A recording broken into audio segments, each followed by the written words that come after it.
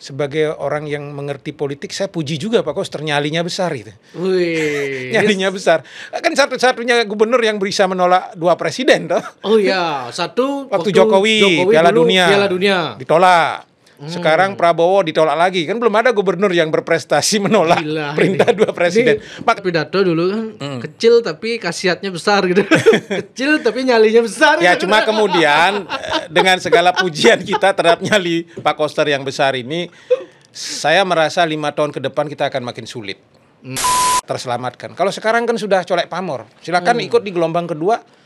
Tapi lihat saja nanti, pasti akan kesulitan Pak Koster dan kawan-kawan mengeksekusi programnya yang bersumber dari APBN. Syukur-syukur nanti DAU sama DAK nggak dipotong-potong gitu. Kalau itu ikut dipotong kan repot kita. Sebetulnya ketika bicara kebutuhan otonomi khusus, Bali yang paling real dengan seluruh elemen prasyarat yang sangat mendukung, itu harus diberikan otonomi khusus oleh pemerintah.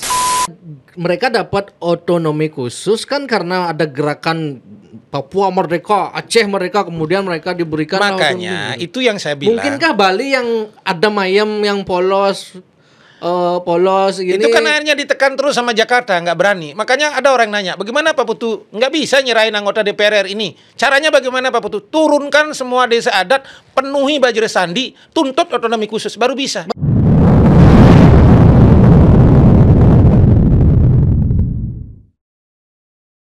Om Swastiastu. Om Swastiastu. Rahajeng rauh suksema Pak Putu Arte. Terima kasih. Sampun sudah meluangkan waktu di tengah kesibukan yang antar pulau nih. Bali Jakarta gitu Pak Putu. Ya, setelah ini mungkin Bali, Sumatera, Kalimantan, Sulawesi keliling. Gila nih. Ya. Pak Putu Arte sibuk jadi mengurus sengketa pilkada di MK sekarang ya. Ya. Sudah selesai keputusan. Kemarin sempat jadi ahli di belasan perkara begitu. Sekarang beberapa calon karena ada pemilu ulang meminta saya untuk datang ke daerahnya menyiapkan tim sebagai konsultan. Oke. Yang penting ongkosnya cocok ya enggak masalah ya. Mantap. Oke Pak Putu, ini saya mau ngundang Pak Putu niki sekarang untuk ngomongin dinamika pasca Hasto ditahan lah, kan ada instruksi Megawati, kemudian kepala daerah di Bali satu-satunya yang tidak ikut retreat, tapi berita terbaru katanya instruksi Mega sudah berubah, boleh ikut retreat di gelombang kedua. Nah ini sepertinya akan berdampak terhadap pembangunan di Bali ini, karena mau nggak mau kan komunikasi politik dan dinamika politik itu mempengaruhi jalannya pemerintahan pasti gitu Pak Putu. Nah, gimana Pak Putu melihat ini Pak Putu? Ya, kita update dulu data-data terbaru. Pertama, betul bahwa sudah ada perintah dari Ketua Umum akan ikut gelombang yang kedua. Fakta yang kedua, dari catatan Kementerian Dalam Negeri, gelombang pertama ini 10 kepala daerah tidak ikut. 9 dari Bali, 1 Asmat. Kalau 9 dari Bali itu sudah bisa ditebak toh. 1 gubernur, Pak Koster, dan 8 bupati. Berarti kompak semua nih ya? Kompak semua dari Bali tidak ikut. Karena kalau yang satunya lagi Karangasem, Guspar kan ikut. Ya, Guspar karena bukan PDI kan? Ya betul, ada 10 yang tidak ikut. Nah, maka pertanyaannya kemudian, bagaimana persepsi kita terhadap persoalan ini gitu kan. Saya orang yang sebetulnya agak kecewa ketika teman-teman dari Bali kemudian tidak ikut dalam program retreat Kementerian Dalam Negeri. Dalam konteks posisi Pak Koster sebagai gubernur, jangan lupa bahwa beliau sebagian kekuasaannya adalah wakil pemerintah pusat di daerah. Betul. Jadi ya kalau bahasa sederhananya anak buahnya langsung Pak Prabowo lah di Bali gitu ya. Ya, cuman mekanismenya harus partai gitu aja kan. Nah, kemudian kalau kemudian membangkang seperti ini kan tidak cantik. Sebetulnya teman-teman dari Bali itu mungkin bisa ngikuti polanya Mas Pram. Mas Pramono Ya, buktinya kan dari kalau tidak salah 40-an lebih di kader PDIP yang tidak ikut. Awalnya tidak ikut, kemudian masuk di tengah jalan termasuk Mas Pram, ikut di tengah jalan untuk ikut retreat. Nah, saya berpikirnya 9 teman-teman dari Bali ini juga masuk di tengah jalan, bukan di gelombang kedua gitu ya. Sehingga lebih dalam tanda kutip lebih termaafkan lah. Karena gitu. kan sudah standby semua di Jogja. Semua kan? sudah standby di Yogyakarta masuk. Nah, kenapa kemudian ini menjadi serius? Karena kalau dalam konteks Pak Koster misalnya, saya orang yang di pilkada kemarin acung jempol dengan program infrastrukturnya dia. Yang waktu kampanye pilkada ya. Saya masih ingat bagaimana Pak Koster menjanjikan bagaimana bandara akan bisa diwujudkan, kemudian jalan tol Gilimanuk Mengui akan bisa diwujudkan. Bahkan saya punya kebutuhan sepakat soal jalan tol itu ya. Karena melihat posisi di Jawa seperti apa, kemudian bagaimana mencegah kemacetan di Seminyak, membuat jalan tembus di Gatot Subroto Barat ke arah barat. Kemudian bagaimana di daerah Abang mau dibikin shortcut. Saya sering lewat itu bolak-balik di Abang Karangasem, dibangun shortcut, termasuk jalan tembus terowongan yang ada di Karangasem, yang jadi sengketa hotel sekarang itu, yang belok-belok itu. Nah, itu misalnya kan saya lihat strategis sekali itu program itu, dan itu pasti butuh dana APBN besar.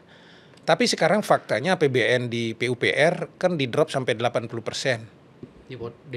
Karena efisiensi itu. Nah, sekarang dengan sisa 20 sampai 25%, anggaplah begitu, kan pemerintahan Prabowo yang dikuasai oleh Gerindra kan milih-milih sekarang. Nggak mungkin akan diberi kader PDIP gitu, apalagi membangkang seperti sekarang toh. Nah, ini kan berat.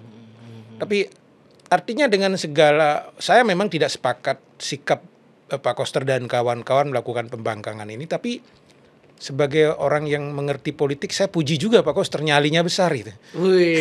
Nyalinya besar. Kan satu-satunya gubernur yang bisa menolak 2 presiden toh. Oh iya, satu waktu Jokowi Piala Dunia ditolak. Sekarang Prabowo ditolak lagi. Kan belum ada gubernur yang berprestasi menolak perintah 2 presiden. Makanya pada posisi nyalinya Pak Koster ini, saya puji bener gitu. Kalau saya mungkin di posisi beliau juga nggak berani itu, menolak 2 presiden. Beliau sempat pidato dulu kan, kecil tapi khasiatnya besar gitu. Kecil tapi nyalinya besar. Ya cuma kemudian dengan segala pujian kita terhadap nyali Pak Koster yang besar ini, saya merasa 5 tahun ke depan kita akan makin sulit. Otomatis komunikasi antara pemerintah provinsi dengan pemerintah pusat itu akan terganggu gitu. Silakan ikut di gelombang yang kedua, tapi seperti istilah Bali gitu, sudah colek pamor toh. Sudah colek pamor, kan ada bisa. Kemarin Politik adalah persepsi. Ketika kesan pertama kemudian sudah membangkang, maka ikut pada gelombang kedua tidak akan memaafkan.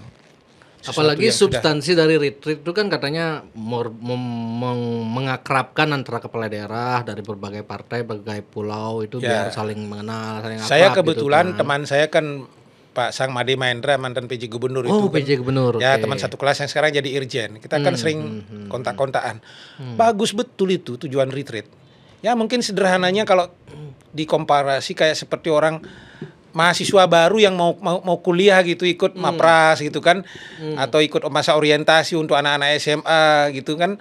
Nah, ini kan sebetulnya wadah yang bagus untuk saling berkomunikasi, lalu para pejabat yang baru diberi penjelasan bagaimana penggunaan keuangan negara oleh Menteri Keuangan, lalu membangun jejaring dengan para kepala daerah yang lain yang jangan-jangan kemudian punya imbas terhadap kemungkinan tambahan anggaran misalnya dari beberapa daerah yang lain. Jadi sebetulnya tujuan retreat ini menurut saya penyamaan persepsi dan menambah wawasan, menambah jejaring itu menjadi sangat penting. Tapi kan saya menangkap teman-teman PDIP, saya tidak ingin menyalahkan ya. Kalau melihat walaupun saya berbeda pandangan soal itu ya, tapi saya tidak mau menyalahkan secara secara penuh kawan-kawan bersembilan ini. Kenapa? Karena secara sosio psikologis hubungan kawan-kawan pejabat di Bali yang dari PDIP ini dengan Mega bukan sekedar urusan partai. Bukan sekedar urusan ketua umum dan kader. Lebih seperti ya kalau bahasa kita satu kawitan gitu ya. Bu Mega sudah dianggap keluarga, sudah dianggap ibu dalam pengertian yang sebenarnya. Orang tuanya Bung Karno kan dari Buleleng. Ya, kalau itu di masa lalu dah. Tapi kalau lihat komunikasi politik antara Bu Mega dengan anak-anaknya yang ada di Bali itu kan betul-betul real seperti ibu dengan anak. Betul. Ya, dalam bahasa kita satu merajaan benih gitu kasarnya. Jadi kan ada suasana psikologis yang sangat mengganggu yang membuat teman-teman PDIP menjadi tidak nyaman kalau tidak ikut perintah ibu. Makanya itu mungkin jadi pertimbangan. ya saya juga tidak menyalahkan. Tapi kalau saya tarik ke atas, saya harus bersikap terhadap persoalan ini. Maka saya harus mengatakan bahwa kepentingan rakyatlah yang harus dibela.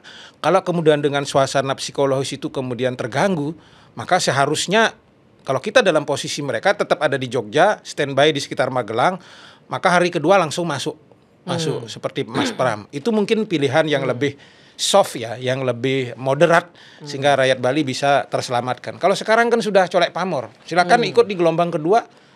Tapi lihat saja nanti, pasti akan kesulitan Pak Koster dan kawan-kawan mengeksekusi programnya yang bersumber dari APBN. Syukur-syukur nanti DAU sama DAK nggak dipotong-potong gitu. Kalau itu ikut dipotong kan repot kita. Kita mungkin banyak masyarakat yang tidak lupa atau tidak paham dana apa saja yang didapatkan provinsi atau Bali lah khususnya dari selama ini dari pusat gitu. Dalam bentuk apa?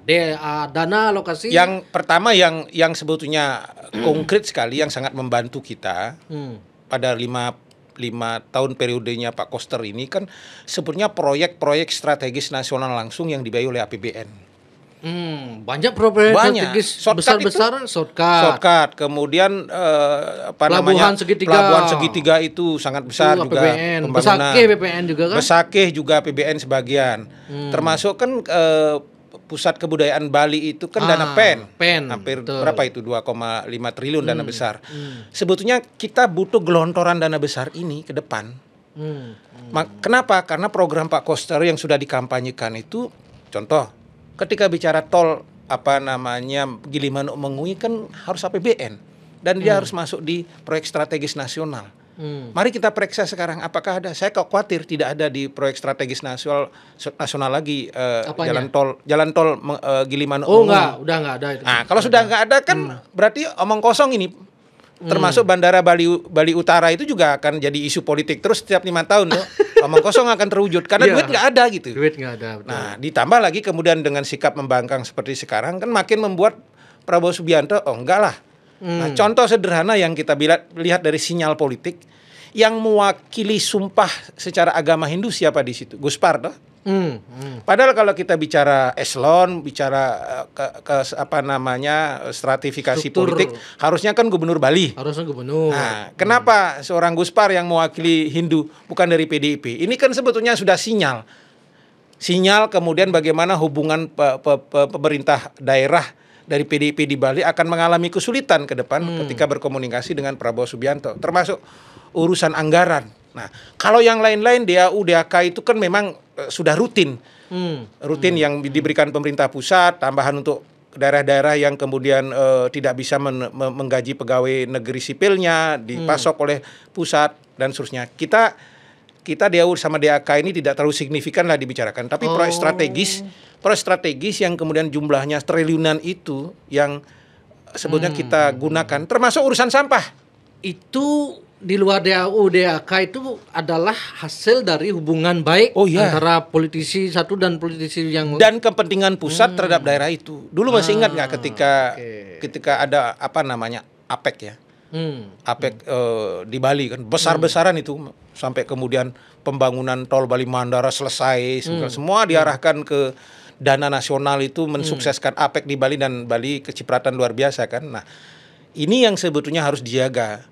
Hubungan ini, kalau kemudian pemerintah pusat merasa tidak nyaman dan tidak punya kepentingan di Bali, kita habis. Sampah hari ini butuh dana besar untuk bisa menyelesaikan. Problem kemacetan butuh dana besar untuk bisa menyelesaikan dan itu harus intervensi nasional. Satu lagi Win, jangan-jangan yang sudah dilakukan peletakan batu pertama program subway LRT. Oh, subway ini ya. Nah, itu saya ingat betul karena saya pernah mendampingi Pak PJ Gubernur Pak Samade Mahendra dengan teman-teman dari Bappenas di Jakarta. Saya sempat bersama-sama. Itu proyek nasional itu. Ya, proyek nasional bahwa pendanaannya kemudian nanti juga dari Cina segala macam soal lain lah. Tapi saya kok khawatir itu juga nggak bisa jalan itu. Oh, itu apalagi itu artinya apa? Gede. Artinya apa? Kita ngeri betul 5 tahun. Tapi itu katanya kan dari swasta. itu. Swasta. Betul, tapi kan pasti ada suntikan dari APBN. Oh. Ketika tidak mungkin semuanya dari swasta, pasti ada suntikan dari APBN untuk mendampingi itu kan. Beberapa biasanya dalam proses perjanjian ada pekerjaan-pekerjaan yang menjadi ranah pemerintah setempat, apa pemerintah daerah, pemerintah pusat. Sekarang dengan dinamika semacam ini, anggaran untuk PUPR di drop, hubungan hubungan politik pemerintah di Bali dengan Prabowo Subianto buruk, apa yang akan terjadi? Sampah tidak akan beres. Sampah beres, terus kemacetan tidak akan terselesaikan. Kemudian infrastruktur yang seharusnya kemudian dikampanyekan oleh Pak Koster sangat mungkin kemudian akan terganggu dan tidak bisa terwujud. Maka yang pernah saya sampaikan dalam podcast kita ini sekian bulan yang lalu, saya sudah memprediksi bahwa 3 tahun lagi akan terjadi decline penurunan wisatawan di Bali. Jangan-jangan akan terjadi itu. Karena ini sudah mulai kan? Mulai sudah. Nah, artinya sebetulnya 5 tahun ini kan kita berharap ada terobosan signifikan luar biasa. Tapi kan teman-teman PDIP di Bali menjebak dirinya dalam satu tingkat kesulitan tinggi hubungan pusat dan daerah dengan tidak ikut retreat seperti sekarang ini. Dan kita di Bali akan dirugikan. Tapi ya nanti 5 tahun lagi mereka terpilih lagi. Oh ya. Tidak. Nah, itu dah anehnya di Bali kan sekarang kan banyak yang komen ini. Menghujat Hujat ini nanti ujung-ujungnya mereka pilih lagi mereka karena ya itu tadi kadang barak gitu kan. Nyesal, ada yang nyesal milih ini gitu. Nanti kalau pilkada lagi nanti dikasih hujan bansos selesai gitu. Urusan. Orang Bali kan begitu nih, pemilih di Bali kan begitu. Kita jungkir balik 100 kali podcast di sini melakukan pendidikan politik nggak ada artinya itu. Kalau kemudian masyarakatnya ya pendek-pendek seperti itu. Nah, mari kita paling sederhana saja saya berpikir, ya sudah, kita nikmati saja kesulitan kita bersama-sama. Anda jangan mengeluh kalau dari Tabanan kemudian ke Kutai kerja terus macet gitu. Jangan mengeluh kalau baunya yang ada di Suwong itu menyebar kemana-mana, sampah tidak terangkut. Ya karena pikiran-pikiran pendek semacam itu. Tiba-tiba karena hibah dan seterusnya tidak berpikir strategis bagaimana. Mungkin itu juga yang membuat kepala daerah di Bali ini bodoh amat lah soal 5 tahun lagi dia terpilih atau enggak lagi karena tidak ikut retreat ini, karena mereka sudah tahu karakter orang Bali. Nanti kalau habis ini geuyak dong di bansos selesai urusan udah. Ya dihibah. Tidak ada pengaruhnya. Ya makanya saya paling orang yang ingin mengatakan nikmati saja penderitaan kita bersama-sama, jangan mengeluh sama pemimpin. Saya larang masyarakat yang kayak begitu ngeluh sama Pak Koster, nggak boleh dong. Karena sudah dibayar habis dengan hibah gitu. Dibayar habis dengan yang lain-lain. Anda nikmati saja gitu kesulitan kita 5 tahun ke depan kalau misalnya terjadi. Saya takut melihat ke depannya ini juga Pak Koster akan kikuk atau kagok menjalani pemerintahan dengan pusat ini. Misalnya PKB lah. Dulu semenjak cerai Jokowi dengan Megawati kan yang membuka PKB bukan presiden tapi ketua umum.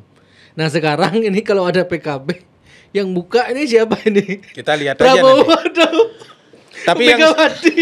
Tapi hubungan secara personal, hubungan komunikasi politik antara Presiden Prabowo Subianto sendiri dengan Pak Wayan Koster pasti akan sangat terganggu setelah kejadian ini tuh, retreat ini. Setelah retreat ini. Ya, pasti. Tapi De Gajah kan sudah ketemu baiknya sama Pak Koster. Iya, De Gajah ketemu kan sebelum kejadian ini. Oh iya, sebelum kejadian. Kejadian ini. Sekarang setelah kejadian ini kan berpikir lagi Pak De Gajah kemungkinan tuh akan relatif agak terganggu kecuali bahkan sudah ada statement De Gajah kecewa kan. Kecewa toh, artinya Pak De Gajah sama dengan saya bahwa masyarakat Bali harusnya diutamakan kepentingannya.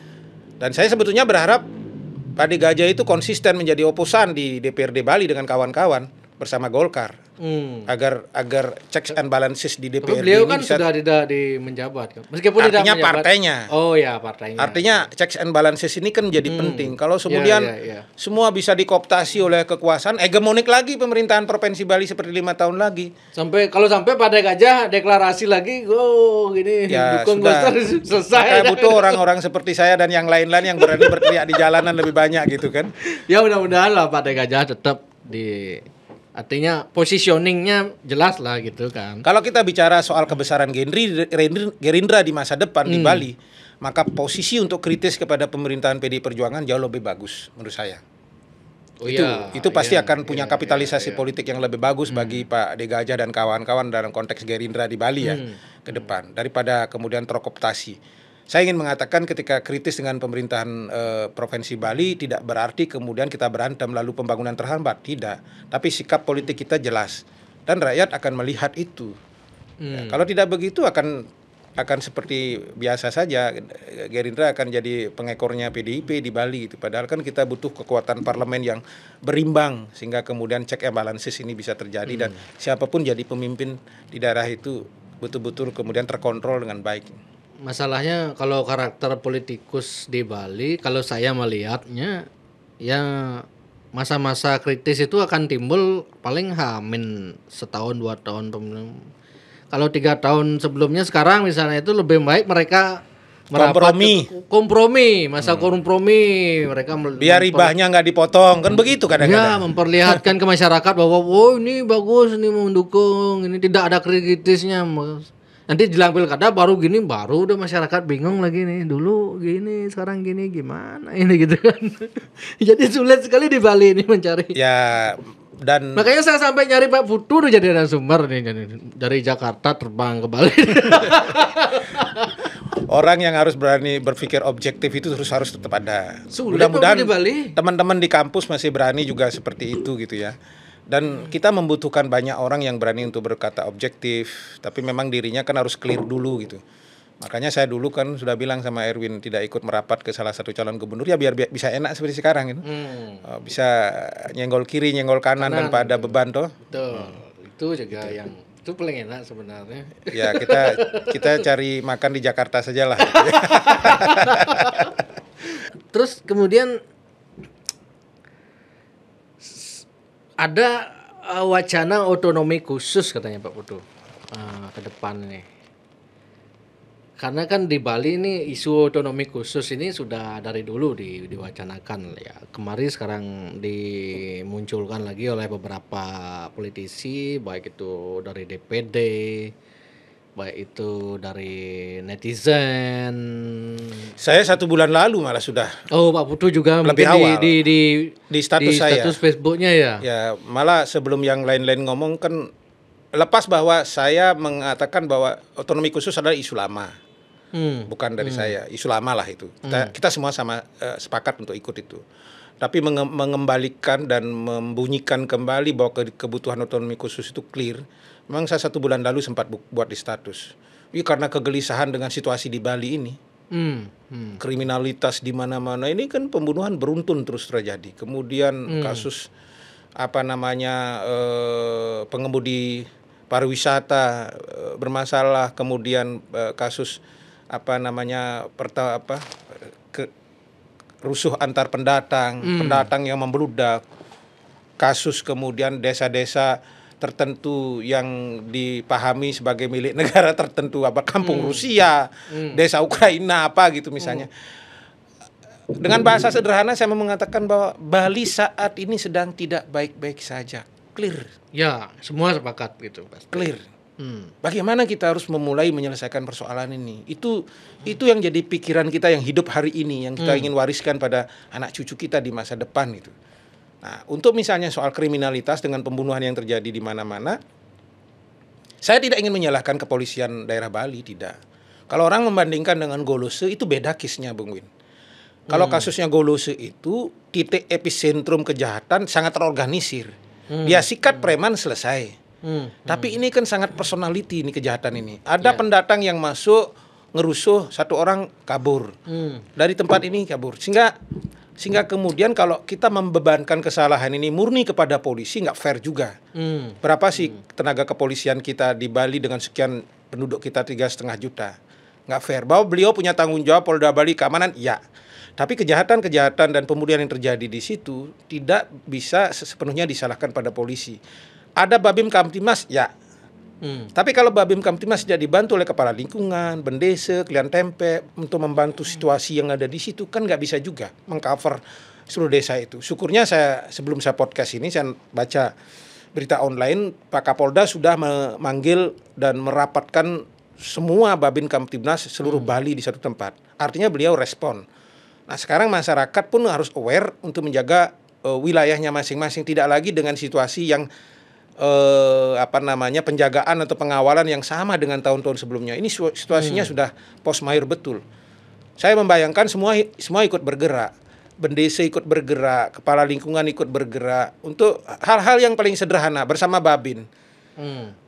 Cek tempat-tempat kos di setiap wilayah gitu ya. Apakah betul terdeteksi di situ orang punya pekerjaan tetap masuk ke Bali? KTP-nya bagaimana? Kalau tidak, tindak tegas, keluarkan segera. Harus berani.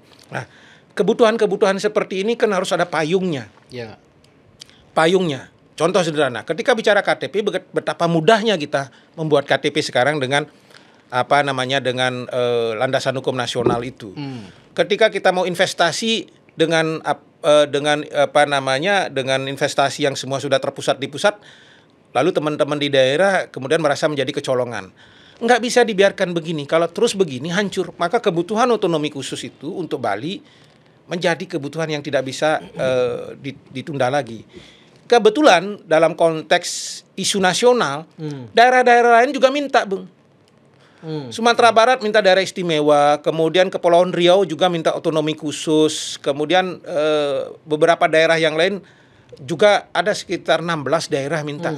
Sebetulnya ketika bicara kebutuhan otonomi khusus, Bali yang paling real dengan seluruh elemen prasyarat yang sangat mendukung, itu harus diberikan otonomi khusus oleh pemerintah. Nah, sebelum lanjut Pak Putu, ini saya rasa banyak masyarakat, terutama masyarakat Bali yang tidak tahu atau bahkan tidak paham apa sih itu otonomi khusus atau OSUS yang dari dulu sering diwacanakan, bahkan dari jualan politik pada saat pilkada, pileg gitu kan, OSUS gitu. Sementara masyarakat Bali sepertinya belum paham betul apa sih itu otonomi khusus, apa bedanya dengan otonomi biasa, otonomi daerah yang ada otonomi daerah sekarang, apa bedanya, apa syaratnya sebuah provinsi itu bisa jadi otonomi khusus, bisa mendapatkan haknya dan kewenangannya itu apa saja bedanya gitu. Mungkin bisa Pak Putu jelaskan. Jadi kalau membuat komparasi otonomi khusus,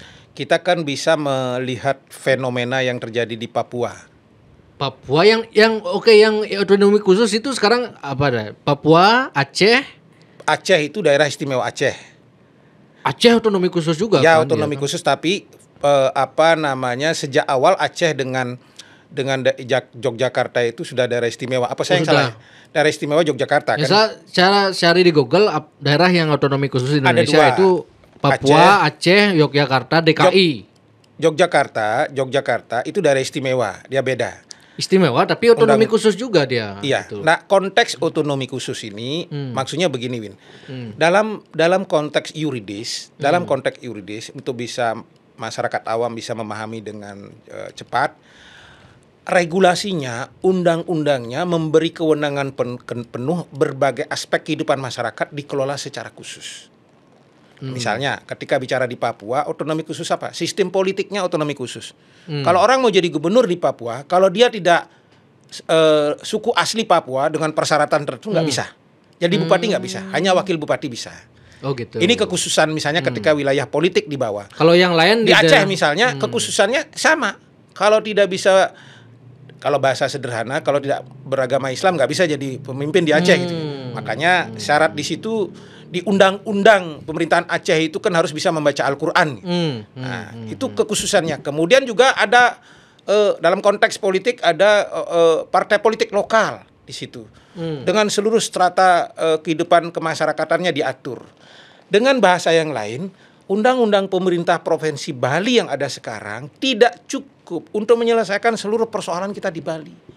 Maka kita butuh undang-undang otonomi khusus di level provinsi yang bisa mengatur kehidupan politik kita dengan khas daerah Bali, yang bisa mengatur kehidupan kebudayaan dan adat istiadat kita dengan khas daerah Bali. Contoh, ketika bicara misalnya terminologi politik, jangan-jangan, dan ini pikiran saya, kita sebetulnya tidak butuh pilkada di tingkat kabupaten. Uang itu, sistem politik kita di Bali, kalau pikiran saya soal otonomi khusus di bidang politik, pilkada itu hanya ada level gubernur. Kemudian bupati, wali kota. Kalau kita bicara dari PDIP dari dulu bicara one island management maka bicara one island management ya yang pegang duit, yang pegang otoritas itu gubernur.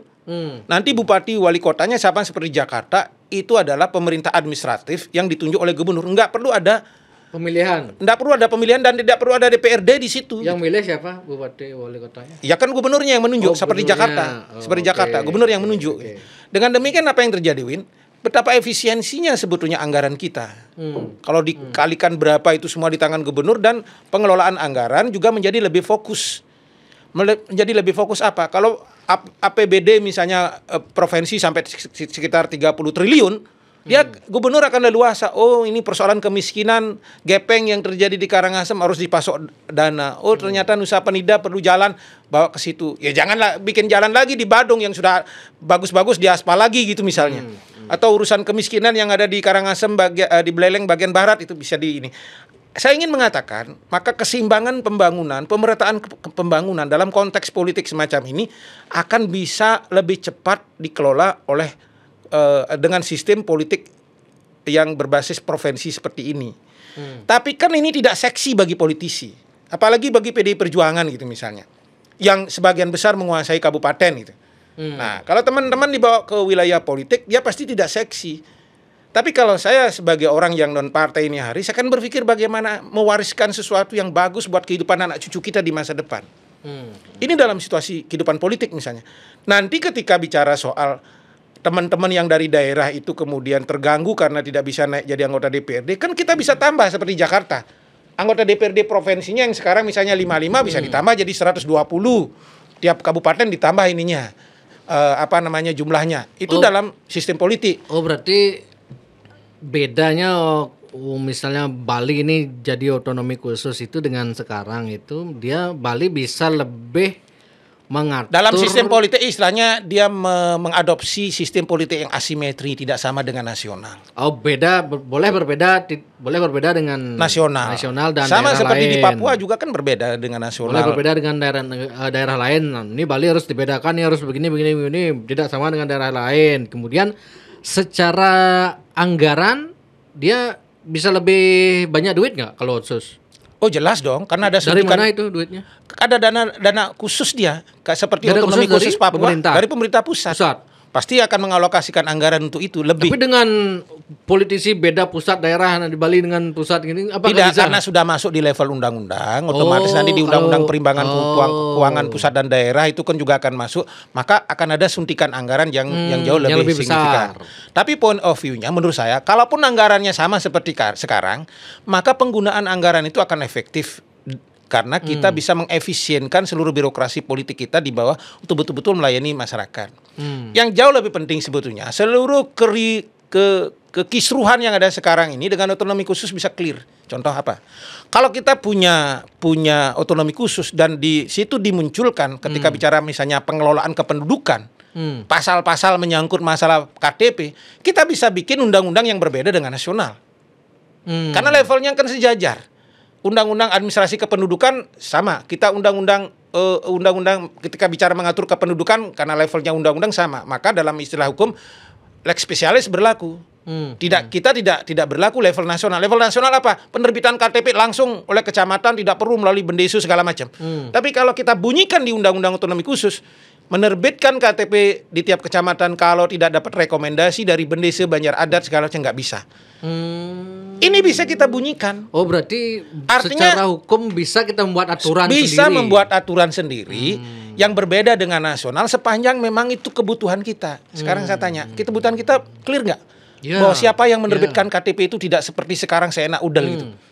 Hanya bendesa tempe kalian adat di bawah tidak tahu siapa warganya karena tiba-tiba punya KTP itu. Kan tidak bisa dikelola. Ini bisa dibunyikan di level otonomi khusus. Bagaimana kemudian bicara administrasi kependudukan diatur di situ. Pemerintahan. Mungkin kita tidak perlu pemerintahan desa dinas seperti sekarang. Kita adopsi saja Perda Desa Adat itu sehingga sistem pemerintahan kita dengan otonomi khusus berbasis desa adat. Hapus semua itu pemerintahan yang berbau desa dinas itu. Kita masukkan desa adat sebagai satu embrio tunggal. Tugas makin berat berarti gitu. Ya, ngurus adat lagi ngurus agar dinas. Tidak terjadi yang sekarang ini kan kita cuma malu-malu kucing saja menyampaikan bahwa mereka bertempur di bawah itu antara perbekal sama bendesa adat toh. Saling kapling. lalu ribut soal bagaimana naruh orang parkir di minimarket segala macam, lalu ribut soal perbatasan desa. Cuman orang nggak mau terbuka soal ini. Tapi sudahi raja-raja kembar di level desa ini. Ambil desa adat sebagai ini instrumen tunggal ketika bicara soal pemerintahan Dulu desa. kan sudah misalnya ditawarkan begitu oleh pusat. Nah kalau Dinas sekarang atau adat, gitu. kalau sekarang misalnya diatur di otonomi khusus kan bisa diatur. Ya termasuk siapa yang mau masuk ke Bali kan bisa diatur. Ya, ya. Secara khusus di Bali sehingga lebih tertib lah. Termasuk ketika berbicara hari ini ribut soal misalnya driver online segala macam. Di otonomi khusus dengan segala turunan perdanya itu bisa diatur. Pertanyaannya kemudian ini tidak seksi bagi politisi yang sudah nyaman sekarang gitu. Tidak seksi. Bagi saya yang punya kebutuhan bagaimana mewariskan sesuatu yang baik buat anak cucu kita 100-200 tahun ke depan, maka kebutuhan otonomi khusus ini harus kita perjuangkan. Yang kita tidak sedang berbicara untuk Bali Merdeka. Saya tidak dalam konteks itu karena saya juga tidak setuju. Tapi kita bagian dari NKRI yang kita diberi kekhususan untuk menjaga adat dan budaya kita. Kalau ini kita biarkan terus seperti sekarang, jangan harap Bali akan utuh seperti sekarang 20, 30, 50 tahun lagi. Itu saya orang yang khawatir bahwa Bali akan jadi Betawi. Nah, kalau yang flashback ke belakang Pak Putu, dari saya zaman kuliah dulu sudah mendengar isu ini otsus gitu. Kalau nggak salah dulu waktu awal-awal AWK nyalon dari DPD kayak dia jualan otsus kan di kampanyenya. Nah itu dari 2010 lah anggap. Konsepnya ada, Win. Kajiannya kenapa sudah nggak bisa?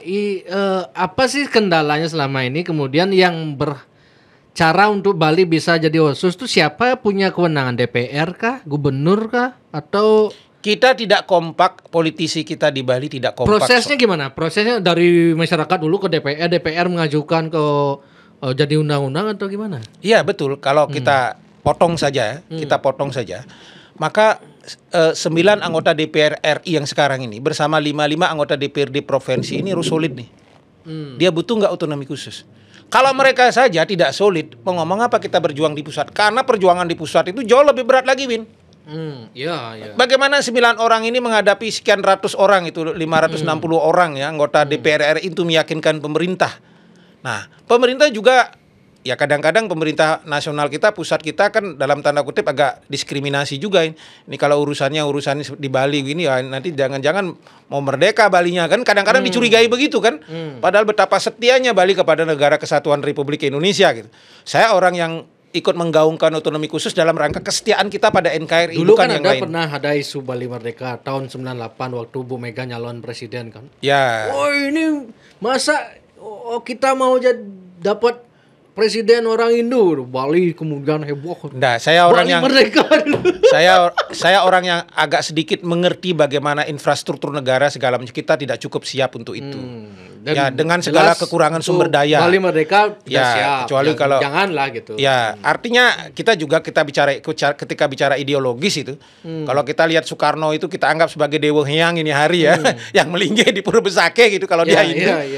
Kita kan alpaka pada leluhur kita sendiri yang sudah melahirkan Republik ini kalau dibawa ke sana. Tapi dari sejarahnya Pak Putu, ini yang Papua, Aceh itu kan mereka sejarahnya mereka dapat otonomi khusus kan karena ada gerakan Papua merdeka, Aceh merdeka, kemudian mereka diberikan makanya otonomi. Itu yang saya bilang. Mungkinkah Bali yang ada mayem yang polos gini. Itu kan akhirnya ditekan terus sama Jakarta, nggak berani. Makanya ada orang nanya, bagaimana Pak Putu nggak bisa nyerahin anggota DPR ini? Caranya bagaimana Pak Putu? Turunkan semua desa adat, penuhi Bajra Sandi, tuntut otonomi khusus, baru bisa. Saya provokasi seperti itu, tapi jangan minta Bali merdeka, otonomi khusus. Naskah akademiknya jelas, penuhi itu Jaya Sabe. Di depan Jaya Sabe itu sampai ke lapangan semua. Tapi harus konsisten juga. Harus konsisten. Sekali dar gitu coba. Ya maksud saya makanya. Pentolannya siapa nih? Oh kita kondisikan semua. Gitu. Ya makanya maksud saya kan harus selesai dulu di level. Kalau hari ini kita bicara partai gitu ya, 3 partai besar di Bali, PDIP, Gerindra sama Golkar katakanlah yang sama Demokrat lagi satu. Ini harus clear dulu ini soal otonomi khusus ini. Kalau mereka sudah sepakat, ya sudah. Kalau berjuang di pusat seperti yang saya katakan tadi dengan 9 orang nggak didengar. Percaya nggak akan didengar. Kita orang nasional lah, sudah Bali, ngerti lah posisi di Jakarta. Ngapain Pak repot-repot ngurus orang Bali, masyarakat ada mayem, ada nggak ada protes. Iya, makanya kalau teman-teman politisi ini sepakat otonomi khusus, kita bicarakan naskah akademiknya seperti apa, bergerak. Loh, saya siap kok turun ke bawah, ikut mimpin demo otonomi khusus itu. Karena ini kebutuhan gitu. Saya merasa ini kebutuhan, sudah tidak bisa ditahan-tahan lagi. Karena semua persoalan-persoalan lokalitas, kejadian-kejadian lokal yang ada di Bali ini hanya bisa kemudian kalau kita punya undang-undang yang sangat rigid mengatur daerah kita. Tidak bisa semua serba, katakanlah soal investasi kita selalu teriak OSS ini kan. Itu dia. Ya. Makanya kalau kita ketika bicara investasi di undang-undang otonomi khusus kita ada pengaturan tersendiri, kan itu yang berlaku. Tidak perlu mengikuti hukum nasional karena levelnya sama pada level undang-undang. Saya mengatakan kebutuhan otonomi khusus untuk memastikan Bali yang kita warisi dari turun temurun, dari periode ke periode, dari sejarah kehebatan seorang Empu Kuturan, itu kegelisahan kita. Apakah akan bisa tetap kita lestarikan? Saya kok tidak yakin itu dengan seluruh dinamika yang berkembang sekarang yang luar biasa. Belum lagi kalau kita bicara pemimpin-pemimpin kita sendiri juga meninabobokkan masyarakat kita dengan berbagai persoalan yang ke depan bisa jadi sumbu bom. Katakanlah, oke, lepas dari Tajen misalnya, Tajen sebagai budaya Bali segala macam, tapi membiarkan Tajen ada di mana-mana itu kan juga persoalan gitu. Bebannya. Persoalan kriminalitas, persoalan macam-macam. Nah, atau misalnya kafe-kafe liar yang marak di mana-mana gitu. Misalnya, coba sekarang cek berapa yang sudah anak-anak muda kita yang Gen Z itu yang tidak kena HIV segala macam. Ini kan persoalan juga. Tapi kan pemerintahan kita di semua level itu kan tutup mata soal ini gitu. Ini kan kesedihan kita dan kecemasan kita soal bagaimana memastikan Bali yang kita warisi hari ini bisa lestari sampai kemudian 100-200 tahun lagi. Umur kita kan pendek, Win. Sama halnya ketika kita bicara soal Empu Kuturan di masa lalu, dia juga sangat visioner bagaimana memastikan seluruh fondasi Bali bisa dikelola. Maka kita yang hari ini hidup dan diberi sedikit kecerdasan untuk mencerna situasi, harus punya tanggung jawab untuk mewariskan itu. Kalau hari ini kita bicara pendek, karena saya politisi, karena ini politisi, saya bicara bagaimana 5 tahun lagi bisa terpilih lagi, ya sudahlah, nggak perlu ada podcast gitu soal ini. Ya, tapi kita letakkan semua pikiran-pikiran pragmatis itu, tapi berpikir visioner ke depan. Apa yang dilakukan PDIP sebenarnya sudah contoh yang bagus. Contoh, dia punya visi pembangunan Bali 100 tahun, loh. GBHN-nya Bali 100 tahun, itu kan bagus. Nah, tapi ini kan tidak cukup, tapi harus didukung oleh satu infrastruktur hukum dan organisasi yang mendukung pencapaian itu. Nah, dalam kerangka itulah kemudian kenapa kebutuhan otonomi khusus itu menjadi sangat urgent kita perjuangkan begitu, Win. Nah, saya sih antara pesimis dan optimis ya mengenai otonomi khusus ini, karena mungkinkah Bali yang karakter orang Bali yang tidak seperti orang Aceh, Papua ini bisa dikabulkan untuk otonomi khusus, karena mereka kan punya perjuangannya juga berdarah-darah itu, sampai ada gerakan agam dan lain-lain itu. Tanpa gerakan yang panas seperti itu, apakah mungkinkah Bali diberikan kesempatan itu? Saya ingin mengatakan jangan pusat juga punya kepentingan di Bali, ya, kan? Saya ingin mengatakan jangan juga karena isu ini lalu kita mengorbankan rakyat kita berdarah-darah. Tidak boleh. Ya. Jangan. Gitu. Tetapi bahwa seluruh kekuatan politik kita hari ini di level formal, infrastruktur politik, suprastruktur politik, omong kosong bisa mengegulkan otonomi khusus. Ya, itu dah makanya. Tidak bisa. Maka yang bisa dilakukan. Konkretnya apa kemudian? Cara konkretnya adalah tekanan politik yang bersifat massal. Unjuk rasa yang bersifat konsisten dengan naskah akademik yang jelas. Bayangan saya begini, kalau semua guru besar di Bali turun tangan membantu proses naskah akademik itu, dan kemudian semua persoalan-persoalan yang ada di Bali itu bisa bisa dikondisikan di level grassroots, desa adat bisa turun, saya kira Jakarta juga akan mendengar gitu. Dan kita kan perlu belajar dari kehebatan seorang Gendo Suardana nih. Bagaimana reklamasi itu dengan konsisten dia bisa lakukan gerakan massa itu. Dulu Kan berhenti. Pasubayan Desa Adat. Ya. Kan berhenti itu reklamasi. Maka contoh konsistensi pergerakan sosial yang dilakukan oleh Gendo itu 7 tahun ya berturut-turut demo ya. berturut-turut. Maka dalam konteks politik otonomi khusus, saya kira itu perlu. Di kalangan akademisi harus ada kesamaan bahasa, di kalangan politisi ada kesamaan bahasa soal sikap ini. Nah, kalau di level grassroots, kalau mereka sudah sepakat, kita pasti turun, saya pasti ikut turun. Untuk memastikan bahwa ya bahasa sederhananya kita penuhi lah, Jai Sabe kita penuhi, lapangan inti Mandala Renon kita tuntut sama Jakarta otonomi khusus, tapi tertib, terkendali dengan baik dan tidak dalam rangka apa. Saya kira Jakarta juga pasti akan mendengar. Kalau cuman DPR ngomong nggak bisa. yang pimpinan ini masyarakat kami ini membutuhkan otonomi khusus pimpinan gitu. Sebatas itu nggak bisa. Tidak bisa. Tidak bisa. Kadang-kadang perlu nakal-nakal dikit, ganggu-ganggu sedikit alat vital gitu misalnya. Bukan proyek vital di Bali ditongkrongin dikit itu mungkin baru Jakarta nggak gitu kan. Gitu. Kadang-kadang kita perlu agak nakal-nakal juga dalam konteks begini karena sekali lagi bukan karena ingin makar ya. Bukan karena ingin mengganggu pemerintahan Prabowo hari ini enggak, tapi saya yang diberi umur hari ini untuk hidup dan ikut membantu memikirkan masa depan Bali, punya tanggung jawab moral dan tanggung jawab ideologis gitu. Ya bahasa sederhananya begini, para leluhur kita sudah mencetak sesuatu yang luar biasa. Jangan jauh-jauh mulai dari Prof. Bagus Mandre, kemudian Prof Pujo segala macam. Mereka hidup pada zamannya dan mewariskan sesuatu. Kita punya Parisade hari ini kan perjuangan mereka juga. Kita punya Undang-Undang Provinsi Bali hari ini perjuangan mereka juga. Maka kita yang muda-muda hari ini diberikan pikiran dan kecerdasan untuk bisa berkontribusi pada masyarakat Bali. Maka itulah yang saya bayangkan bahwa hanya dengan otonomi khusus, Undang-Undang Otonomi Khusus yang dimiliki oleh Bali bisa mengelola daerahnya sendiri dengan sebaik-baiknya gitu. Oke, berarti harus ada gerakan yang konsisten dan massal gitu di Bali ya.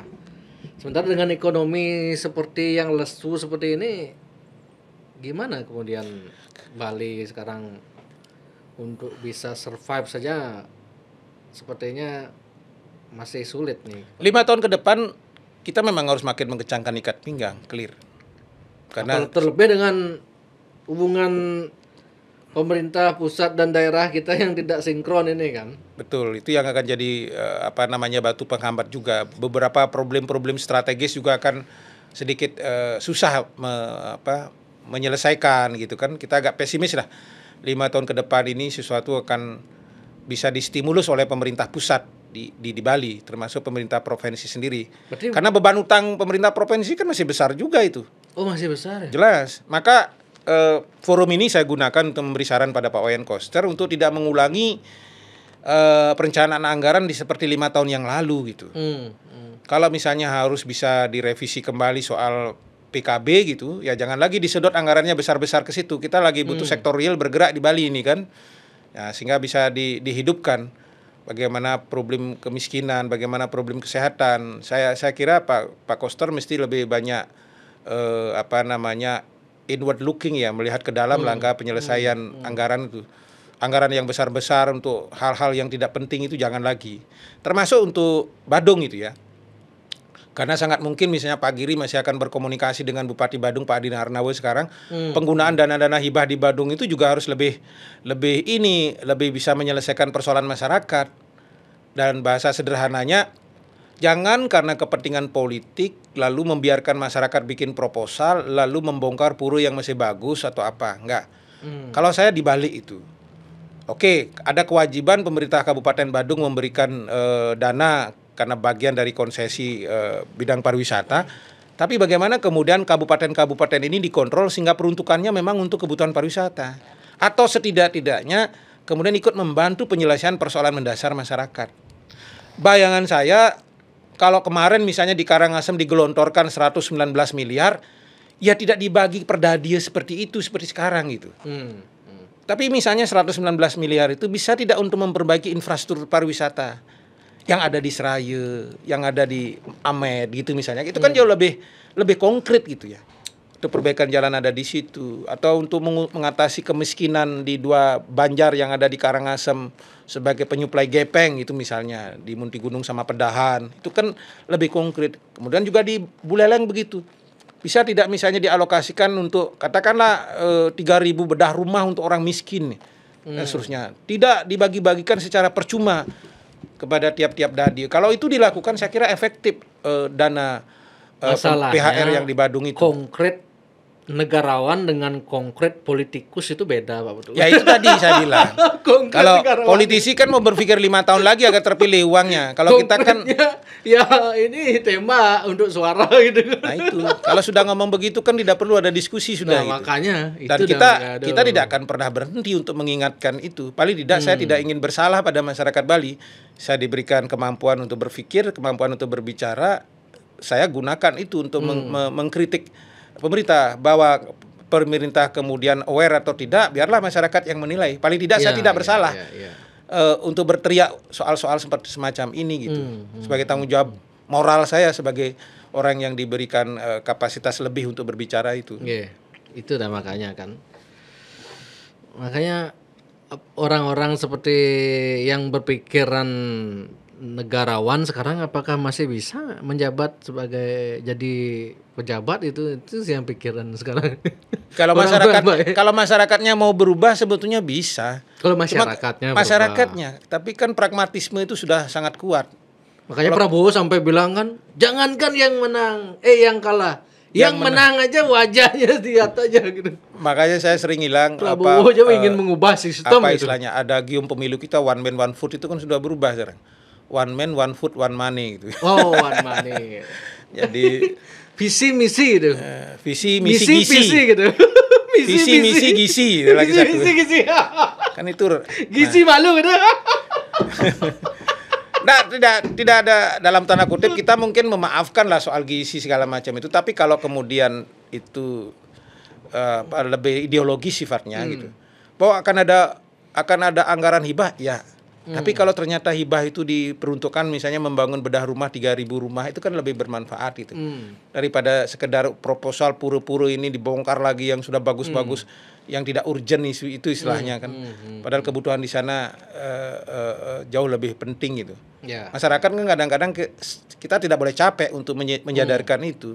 Di satu desa puranya dibongkar masih bagus, padahal jalannya rusak, harusnya dia bisa alokasikan untuk memperbaiki jalan itu. Besok anaknya lewat di jalan itu mati, itu baru mereka nyadar gitu kan. Bahwa ada yang salah dengan keputusan mereka. Lalu kemudian ya menyalahkan Betari lagi gitu. Padahal mereka salah mengambil keputusan, harusnya memperbaiki jalan. Oke Pak Bedu. Terima kasih banyak. Terima kasih.